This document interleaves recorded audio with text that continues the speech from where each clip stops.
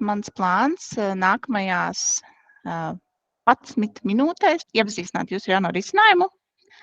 Tad šodien mums būs ieskats vienā plānošanas mēnesī veikalā. Un, mums ir 10 cilvēku komanda, mums ir 10 cilvēku struktūra vienība. Un darbinieki veic savu darbu gan darba dienās, gan brīvdienās. Un veikals mums ir izkārtots saliņās. Kā tāds liels veikals, iedomājamies, mums ir gaļas saliņa, mums ir konditorija, mums ir salātu bāriņš varbūt. Un mums ir arī darbinieki, kas vienkārši strādā zālē. Kas vēl ir mūsu veikalā, darba laika atšķiras pa darba dienām un brīvdienām. Un mums ir 2 pārdevēji, kas šobrīd dara mazliet citu darbu. Viņi mums ir konditori. Un mēs apskatīsim pilnu procesu, tātad to, kam būtu plānotājiem jāaiziet cauri, tātad no uzstādījuma sagatavošanas, plāna versijas uzģenerēšanas, labojumiem un līdz arī tad attiecīgo dokumentu saskaņošanai. Un sāksim mēs ar uzstādījumiem. Mēs šajā plāna skatā atgriezīsimies vēl, bet vēlos sākt ar uzstādījumiem. Kas ir ar uzstādījumiem uzreiz jāņem vērā? Kā mēs minējām, tad arī sākumā iespējams te uzstādījumi ir tāds lielāks darbiņš, lai tiešām tās iekšējās zināšanas, to pieredzi izliktu šādi strukturēti uzstādījumos. Tāpēc mums ir burvīga funkcija arī pēc tam uzstādījumus kopēt. Tad, ja mums ir viens labs komplekts vai mums ir kādi sezonāli uzstādījumu komplekti, tad mēs pēc tam sākot jauno mēnesi varam nokopēt no jebkura cita mēneša vai arī veidot pilnībā jaunus. Atgriezīšos augustā un iesim pamazām cauri uzstādījumiem. Un tad arī pastāstīšu, kas man jau šeit ir savadīts šim scenārijam, ko mēs apskatīsim. Tad pirmais, ko apskatīsim, ir darba vietas. Tad, kā minēju, mums ir veikals organizēts darba vietās vai saliņās. Šoreiz tās ir fiziskas darba vietas, bet tās arī var būt virtuālas darba vietas, kā varbūt kāda virtuāla komanda vai kāds virtuāls postenis vai uzdevums, ko cilvēki veic kopā. Un tad darba vietas izmantojam, ja ir nepieciešamība plānot tiešām tos darbiniekus uz noteiktām darba vietām. Ja tas nav nepieciešams, šo var arī neizmantot. Tādā ziņā šeit tādu obligātu uzstādījumu, lai veiktu automātisko plānošanu, ir samērā maz. Pārējais jau ir papildus uzstādījumi, ko var izmantot, lai nosaktu sarežģītākus, sīkākus scenārijus. Tad šeit es esmu ievadījusi savas 4 vērtības. Tad man ir gaļa, konditorija, salāta, man ir arī zāle, kā es minēju, zāles darbiniekiem. Nākamā sadaļa mums ir pārtraukumi. Pārtraukumus mēs definējam šeit neapmaksātos pārtraukumus, tātad tādus, kas mums būtu jāizskaita ārā no ieplānotā darba laika, kad mēs veicam algu aprēķinu. Šajā piemērā es neizmantošu šādus, bet ātram ieskatām mums ir 3 veidi pārtraukumi. Mums ir vienkārši pārtraukums minūtēs, vairāki pārtraukumi, kas būtu, pieņemsim, 15 minūtes ik pēc 2 stundām, un arī pārtraukums noteiktā laikā, pieņemsim. Visiem pusdienas laiks ir obligāti no 12 līdz 1. Un pēc tam arī redzēsiet, šie pārtraukumi arī pēc tam parādās citos uzstādījumos, jo arī tas, kā šī uzstādījuma sadaļa ir uzbūvēta, ka vieni uzstādījumi papildina viens otru, tad mēs varam dažādi kombinēt un dažādi sasaistīt. Tad atkal, lai nosaktu dažādus scenārijus. Tad pāriešu uz nākamo sadaļu. Mums ir darba laika grupas. Un darba laika grupās mēs viņas izveidojam kā tādu izceļu. Viņš ir tāds tā kā grupējošais uzstādījums, lai pēc tam mēs varam ātrāk darboties ar citiem uzstādījumiem. Un šeit ir tā doma, ka mēs definējam kaut kādus darba tipus, darbu grupas, un šeit es esmu izdalījusi darba dienas un nogales, jo tas ir primārais, pēc kā man atšķiras, kā cilvēki dienu no dienas strādā. Šeit arī var būt kāds cits sadalījums, nezinu, varbūt pēc kādiem darba uzdevumiem vai pēc amatiem pieņemsim. Tie varētu būt, nezinu, pieņemsim pārdevēji, noliktavas darbinieki, administrācija, tādos veidos, kā mēs varētu sagrupēt to mūsu ikdienas darbu. Un tālāk mums ir tāda lielāka sadaļa, kurā ir arī apakšsadaļas. Pirmais mums ir darba laiki. Un šeit tad mēs jau definējam tos konkrētos no līdz intervālus, kuros mēs darbiniekus plānosim. Šeit, redzams, man ir diezgan daudz savadīti, mazliet arī pastāstīšu, kāpēc, bet šeit galvenais, kam pievērst uzmanību, ir tas, ka darba laikus mēs varam definēt uz noteiktām nedēļas dienām. Tātad, ja mums darba laika atšķirās pa dienām, mēs varam katrai dienai definēt savu laiku. Mēs arī varam definēt uz īpašu datumu. Veikalā tas varētu būt, manā gadījumā šis ir datums, kad mums notiek preču piegāde, un tajā dienā mēs strādājam ilgāk, lai mēs varētu visus darbiņus izdarīt, un man arī šajā dienā vajadzēs vairāk cilvēku ieplānot, tāpēc es esmu izveidojis šo kā atsevišķu datumu. Un šeit jau arī redzam, ka varam piesaistīt pārtraukumus, ja esam tos izveidojuši, un mēs varam piesaistīt darba vietu. Tad tā īsi apskatot, tad man ir atsevišķi darba laiki, darba dienām un nedēļas nogalēm. Un man ir piesaistīti darba laiki darba vietām. Kas vēl šeit ir īpaši, man ir viens agrais darba laiks, kas ir vajadzīgs konditorijām. Tad sākam darbiņu ātrāk, lai varam visu sacept un sagatavot. Tajā īpašajā datumā ar garāku darba laiku es neesmu norādījusi darba vietu, jo tajā dienā mums vienkārši vajadzēs visiem būt uz vietas, tā lai sīkāk nedalītu. Un tad, nogalē man konditori nestrādā. Tad nedēļas nogalē man ir par vienu darba laiku mazāk, un tie darba laiki arī ir īsāki, nevis 9, bet 7 stundas. Nākamā sadaļa ir atpūtas laiki. Arī piemērā sīkāk neapskatīsim, bet tā pastāstam, ieskatam. Tad atpūtas laika sadaļā mēs varam definēt, ka darbiniekam pēc noteikta vai jebkura darba laika tiek ieplānots atpūtas laiks, un atpūtas laiku mēs varam definēt dienās vai stundās, un tad pateikt, cik ir tās minimālās atpūtas stundas, un tad arī uz kuriem darbiniekiem tas attiecas, jo tas arī varētu neattiekties uz visiem, piemēram. Tālāk man ir izmantošanas reižu skaits. Šeit es esmu izmantojis šo sadaļu vienam tādam specifiskam gadījumam, jo šeit mēs varam limitēt noteiktu darba laiku izmantošanas reižu skaitu plānošanas mēnesī, tad nosakot minimālo vai maksimālo skaitu. Un šeit es esmu izmantojis šo uzstādījumu sadaļu, lai nodefinētu to, ka maniem konditoriem, kas strādā agri no rīta, viņiem ir šis savs darba laiks. Nevienam citam nav jānāk 5 no rīta uz darbu, ja viņš nav konditors. Tad šeit es esmu nodefinējusi, ka ir visi pārējie darba laiki, kurus neizmanto mani 2 konditori, un tad pretēji šo konditoru darba laiku neizmanto neviens cits. Tad es esmu uzlikusi arī prioritāti obligāti, tur ir mainām prioritāti, cik ļoti mēs vēlamies pie tā pieturēties. Es vēlos obligāti. Es vēlos garantēt, ka man 5 no rīta uz darbu ieplānos tikai manus 2 konditorus. Un pēdējais šeit ir secības šabloni. Tātad tas ir secības šablonis, lidošais grafiks, saucam dažādi. Tātad šeit mēs varam definēt šo šablonu, to daļiņu, kas atkārtojas, un tur mēs varam iekļaut gan darba laikus, gan brīvdienas. Šajā piemērā neapskatīsim, jo te mēs primāri definējam pēc vajadzībām, bet mazam ieskatām, tā izskatās šī definēšana, tad mēs piešķiram nosaukumu šablonam, definējam darba laikus, cik tādi ir. Tad mēs varam pievienot, piemēram, ka mums sako brīvdiena, un tad varam pielikt darbinieku un arī tad definēt, vai tas ir vēlams vai nevēlams šablons. Tātad šie bija darba laiku uzstādījumi. Tad mums ir kompetences. Kompetences ir ērti izmantojams gadījumos, kad vairākiem darbiniekiem ir vienādi amatstruktūra vienībā. Arī manā piemērā visiem amats ir pārdevējs, bet kāds darbinieks vai viņam ir īpašas prasmes, vai viņš veiks kādu īpašu uzdevumu, varbūt viņam kāds īpašs certifikāts veikalā, varbūt tas ir cilvēks, kas ir atbildīgs par veikala aizslēgšanu un atvēršanu, un mēs vēlamies šo īpašo kompetenci, īpašo pazīmi ņemt vērā, kad mēs definējam tālāk jau vajadzības un plānojam laiku.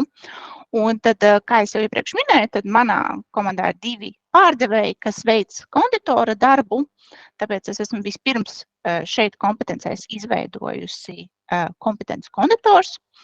Un nākamajā sadaļā, darbinieku uzstādījuma sadaļā, Es esmu šo kompetenci arī šeit piesaistījusi.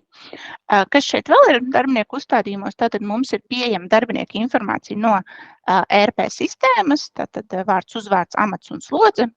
Šī informācija šeit nav labojama, tā ir tikai apskatāma. Un tad mēs varam piesaistīt kompetenci. Kompetences var būt vairākas arī katram darbiniekam, un mums ir atzīme rezerves darbinieks. Ko tātad, ja mēs atzīmējam kādu darbinieku kā rezerves darbinieku, tātad šis optimizācijas algoritms centīsies viņu neizmantot plānošanā, ja mēs varēsim nosakt vajadzības ar visiem pārējiem darbiniekiem.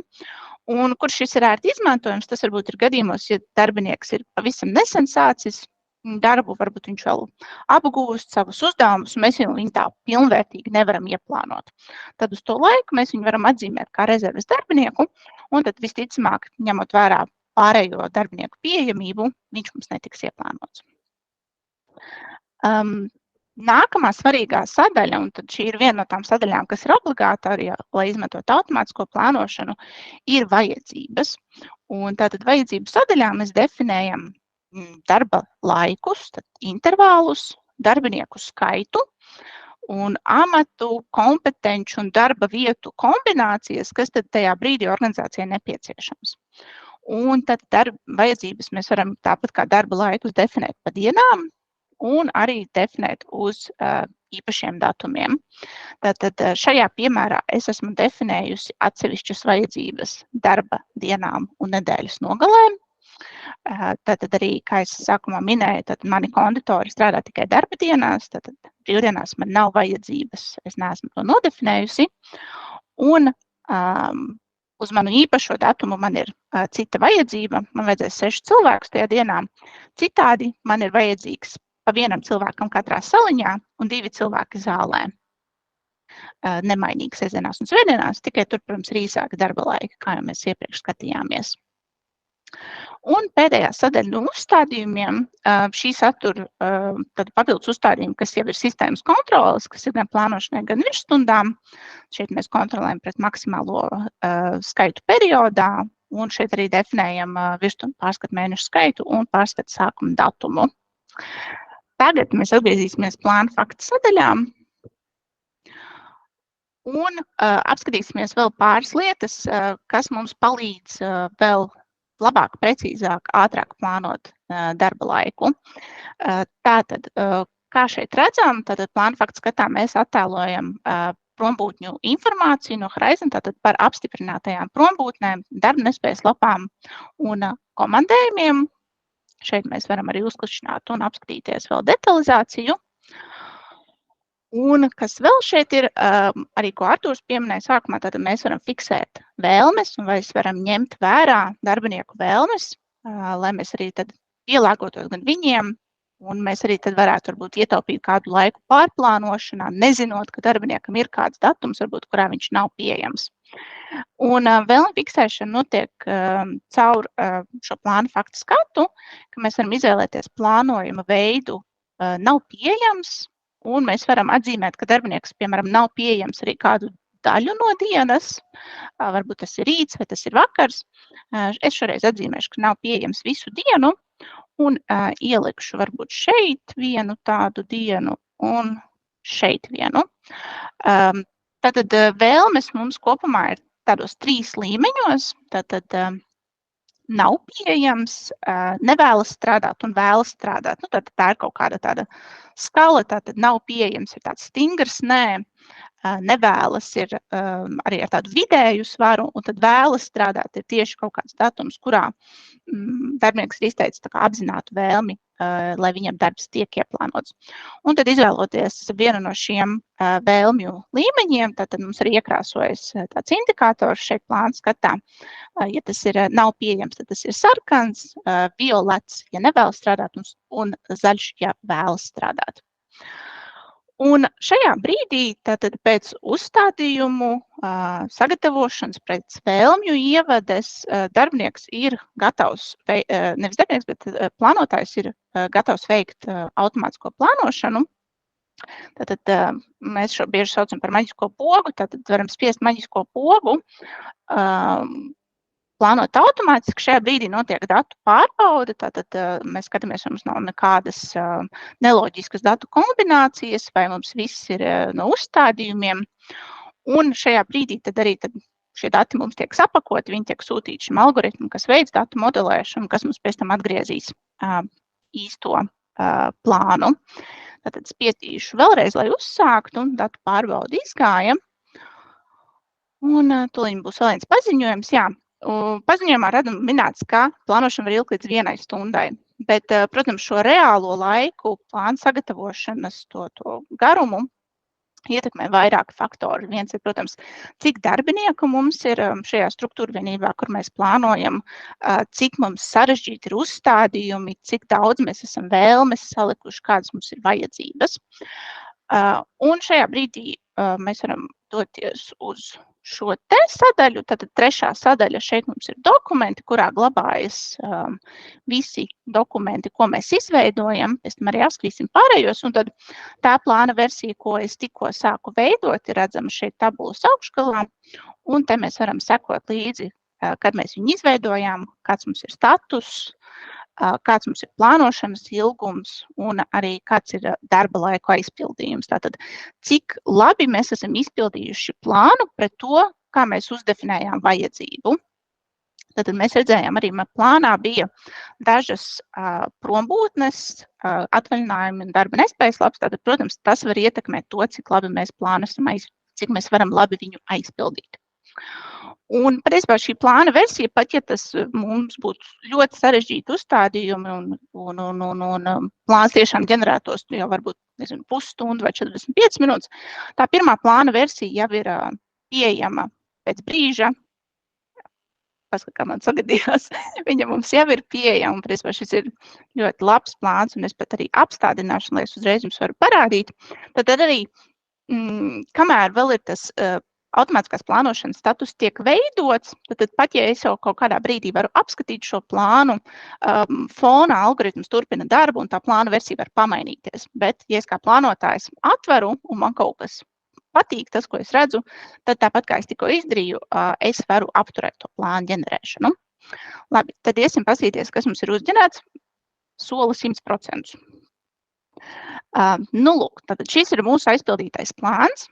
Un tad pēc plāna uzģenerēšanas mēs arī varam veikt mazu pielāgošanu, ja mums vajag kaut ko salīdzināt.